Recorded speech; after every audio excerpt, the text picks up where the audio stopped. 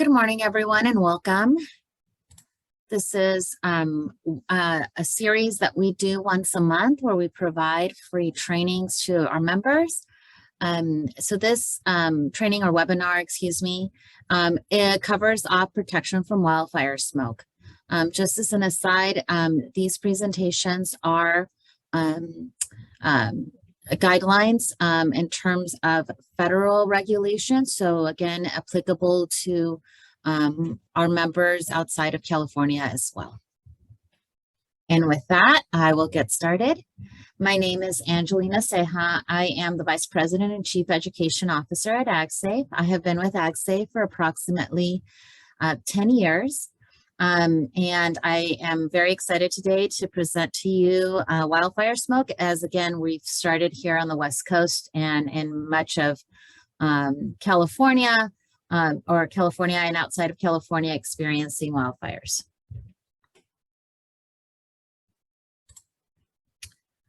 Please take a moment to look at our webinar disclaimer information that appears on your screen.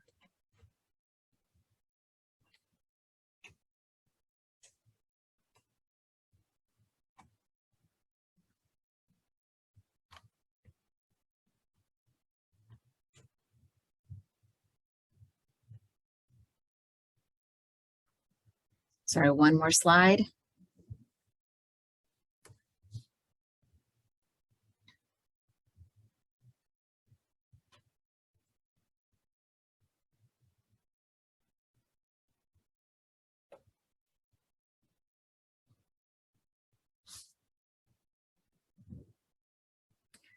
Okay, so we're going to be talking about wildfire smoke, protection from wildfire smoke.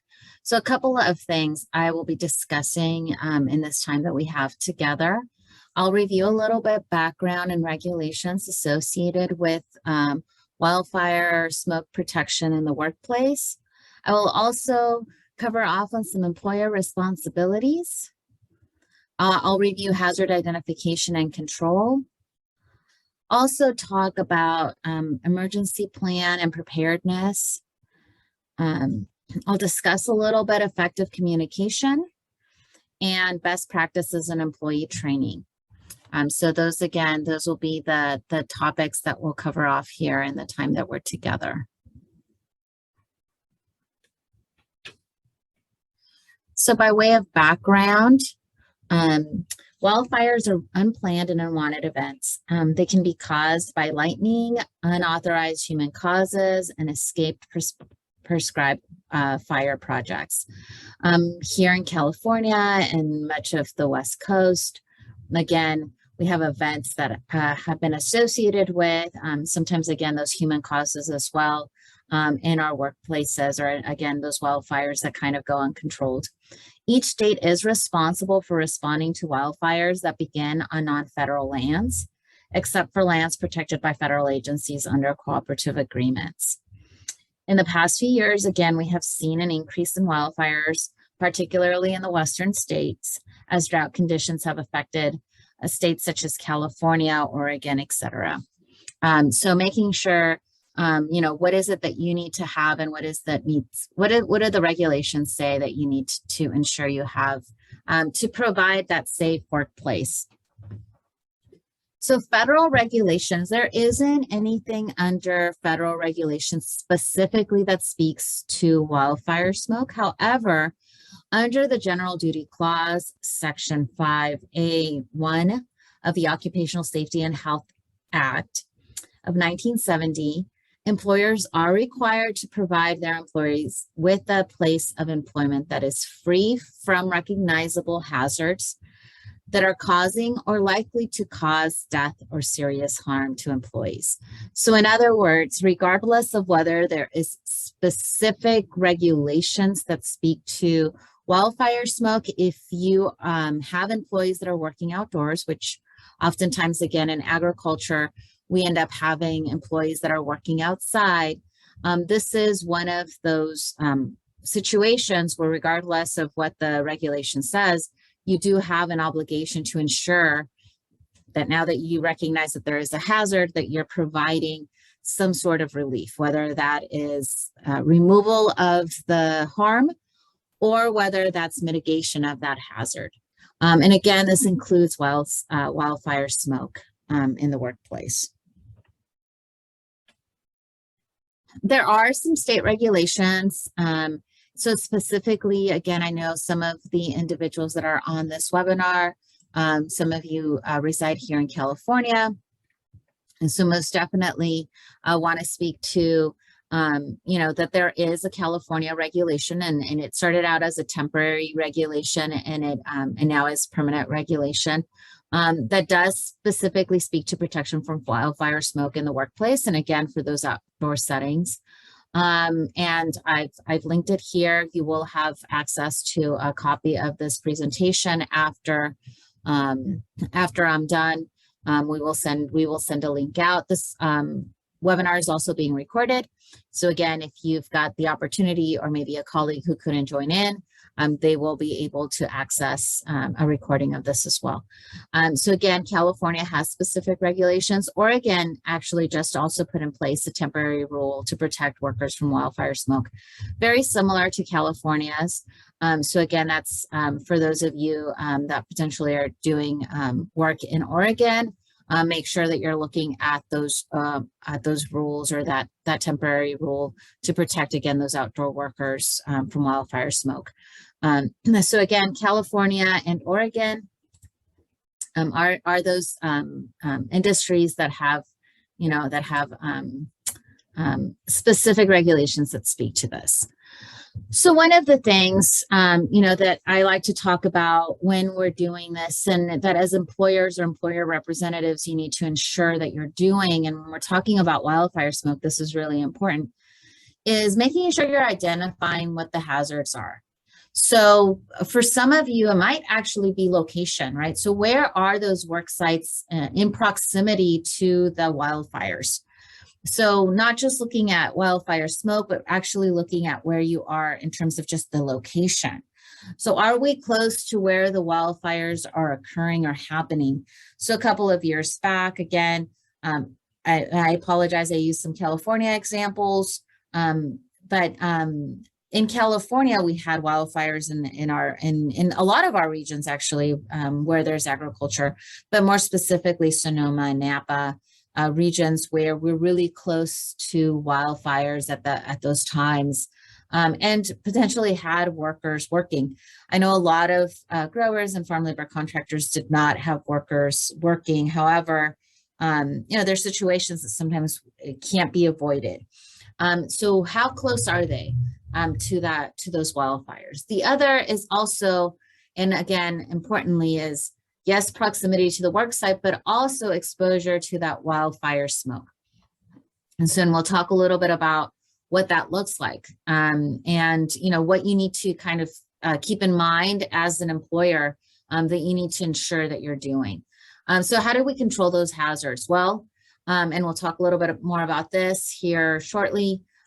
Provide a work site plan for evacuation, right? So if I have a wildfire that's close or semi-close or in close proximity to the work site, and I do have employees there, then it's ensuring that that we have a plan for escape, right? So your emergency plan.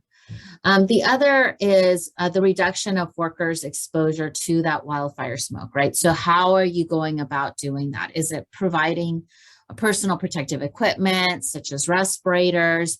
Are we looking at other things? Are we looking at potentially, moving work, maybe shifting times, morning versus afternoon? Or moving them to another work site, right? So thinking about how you can control or mitigate those hazards is important. And every workplace is going to be different. So this is the other caveat as well, is ensuring that you understand that not every workplace is going to be the same. Some workplaces, and so these plans do need to be specific to each work site, right? This is not a one-size-fits-all solution, as it will be for a lot of different things. So one of the things that is important that as an employer you're doing, if you are working in an area where there are wildfires, and in particular, again, the wildfire smoke, is that you're looking at the air quality index, and you're looking at those values, and you're seeing what do conditions look like and where is the level of concern, right? So for example, if we're working outdoors, who's checking, right? Making sure you have an individual, whether that be a supervisor, a foreperson, that is checking air quality levels on a regular basis. So they're checking the employee starting work, and then throughout the day.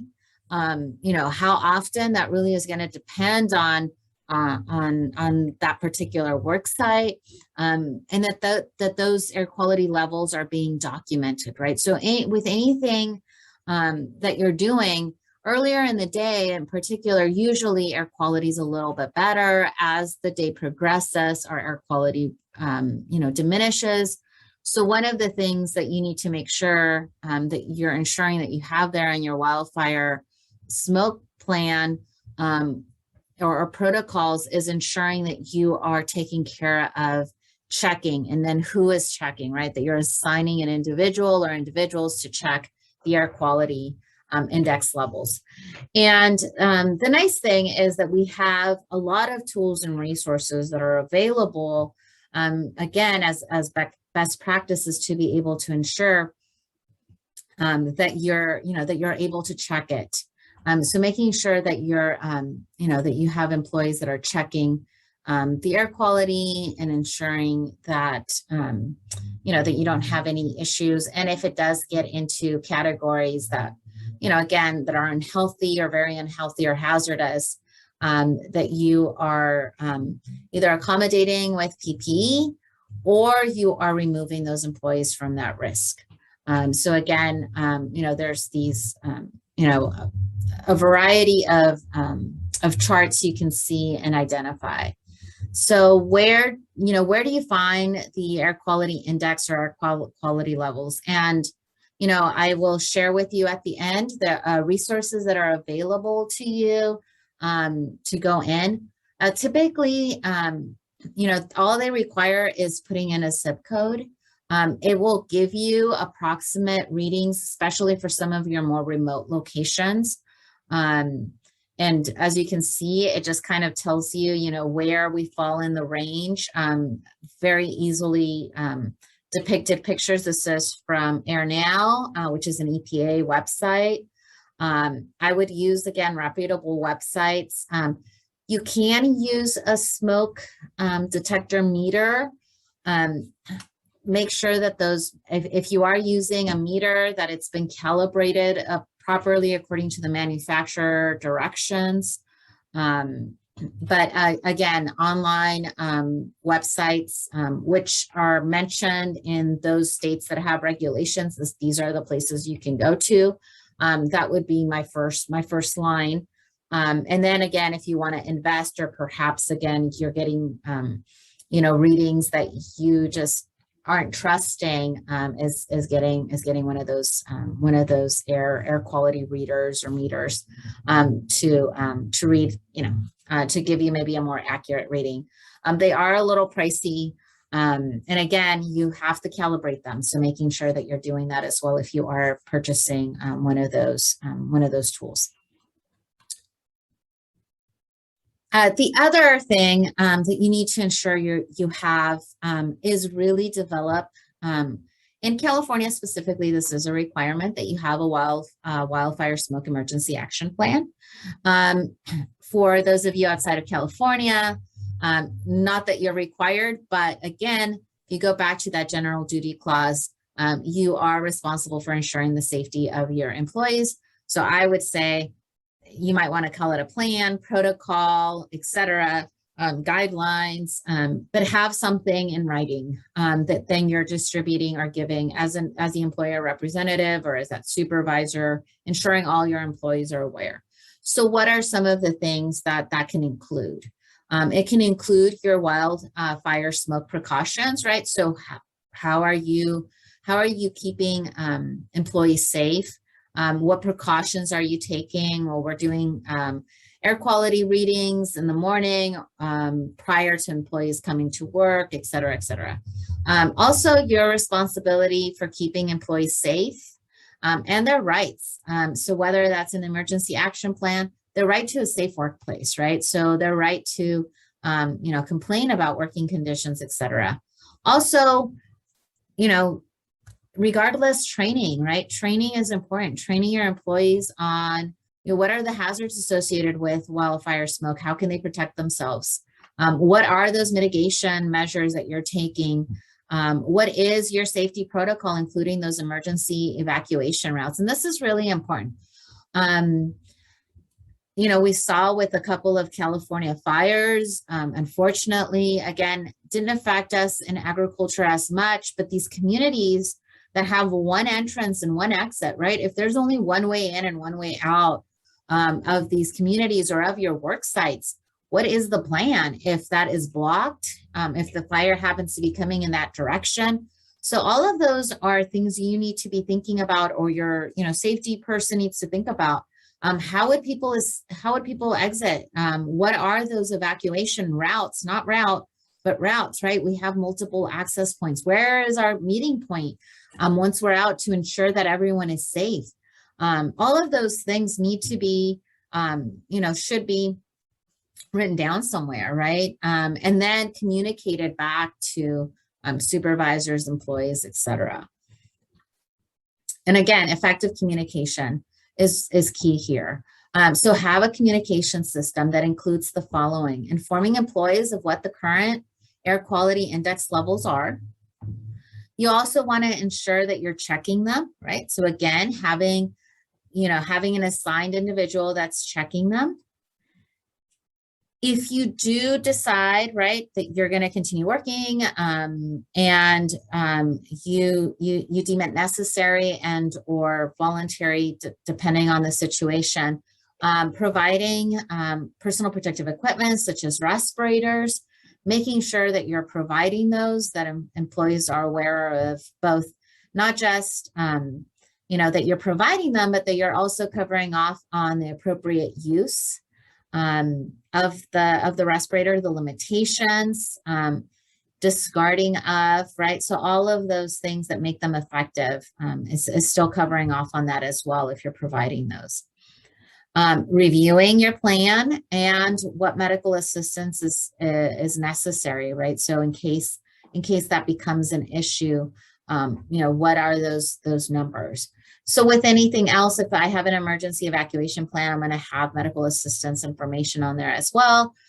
Key phone numbers to call, keeping that communication open, ensuring that employees, supervisors, forepersons, managers, owners, however your company is laid out, are aware, right, that we know what the chain is in terms of communication, who's communicating down, who's communicating back up, and that it's open communication.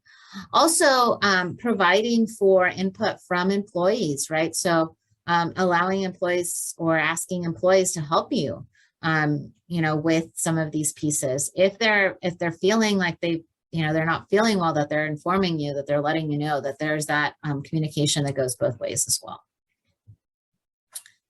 And then making sure you're training your employees. So a couple of things would be, if you're doing a tailgate meeting or a meeting right? Again, we've started to see wildfire smoke, and it's only, unfortunately, probably for those of us on the West Coast, only probably going to get worse. So review the health effects of wildfire smoke, including what are some of the signs and symptoms, right? So if they've got watery eyes, if they got sore throat, right? So all of those things, you need to ensure that you're covering off on. So making sure that you're doing that. Also increased risk factors, including age or other health conditions. If they've got lung problems, if they've got any heart problems, sometimes those can be exacerbated by the wildfire smoke. Again, communication between supervisors and employees and steps to mitigate or eliminate the hazard. If providing respirators, again, I mentioned previously, making sure you're training on the proper use of according to your manufacturer instructions. If they are one-use respirators, that they are truly one-use respirators, that they're not reusing them, or that they're discarding them once, once they're no longer effective, that they recognize that they're not meant to provide oxygen, et cetera, right? So all of these elements that come with just providing basic training if you're providing them with a respirator. I have a great question here from Jasmine. So your wildfire smoke emergency action plan, can it be a subsection of your emergency action plan, or does it have to be standalone? If you have, I would say, I would probably keep it as a standalone, because when it's wildfire smoke is when I'm talking about that, and I'm talking to people specifically about that. So I guess for me, I would probably keep it as a standalone, but I don't think the regulation, at least here in California, speaks to it having to be its own. Yeah, so for those purposes, I would say, you're probably fine having it either way. You just need to call it out. So if it's, that someone's not having to go search for it, that it's accessible and that it's easy to find.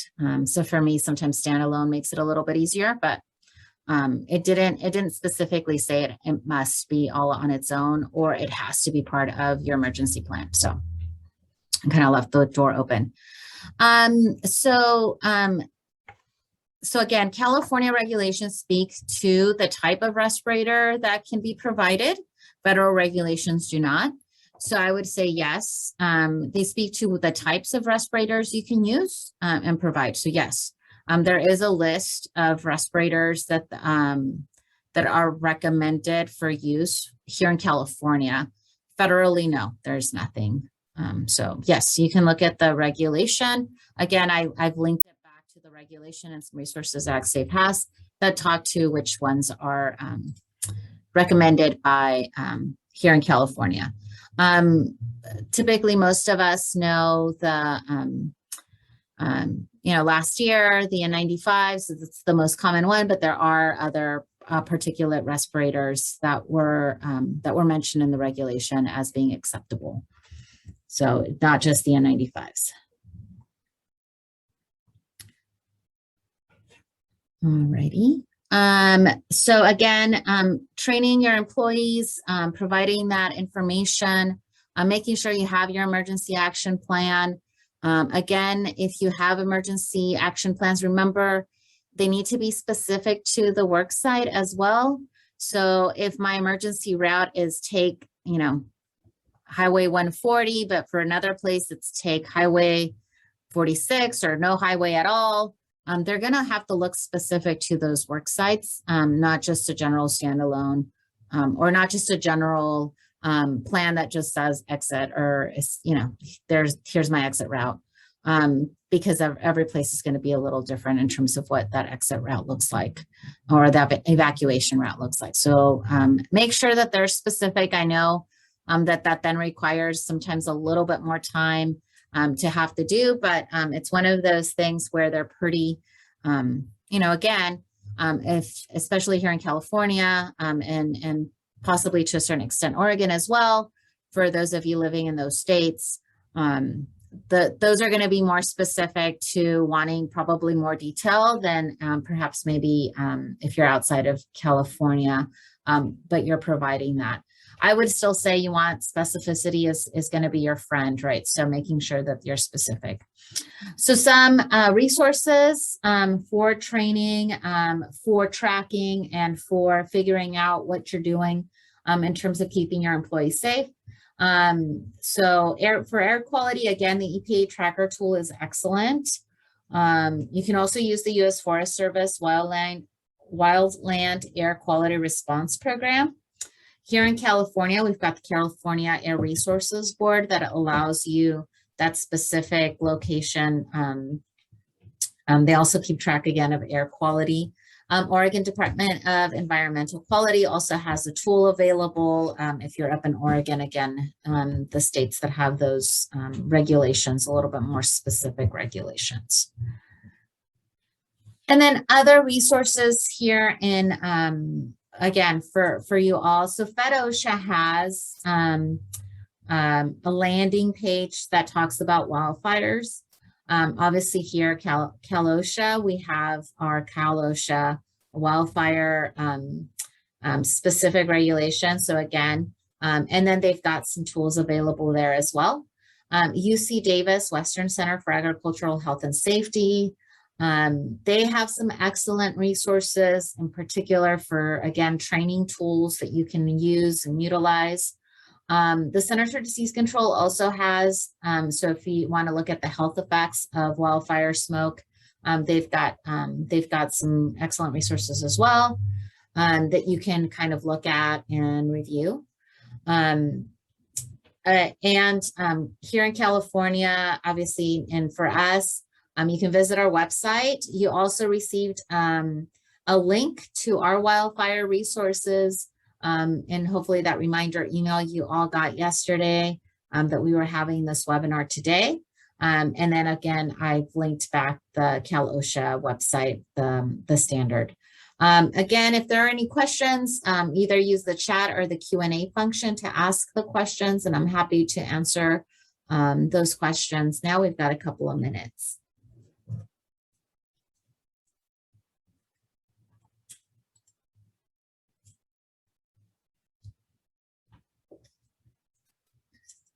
Correct. Yes.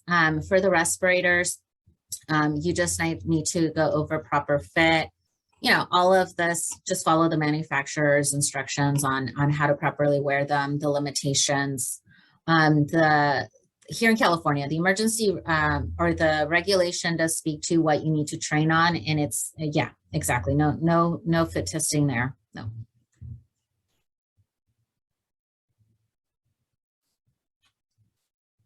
Again, I'll stay on for a couple of minutes. You've got my contact details. If you need anything else, they appear there on the screen. I want to thank everyone for your time. I know these are quick.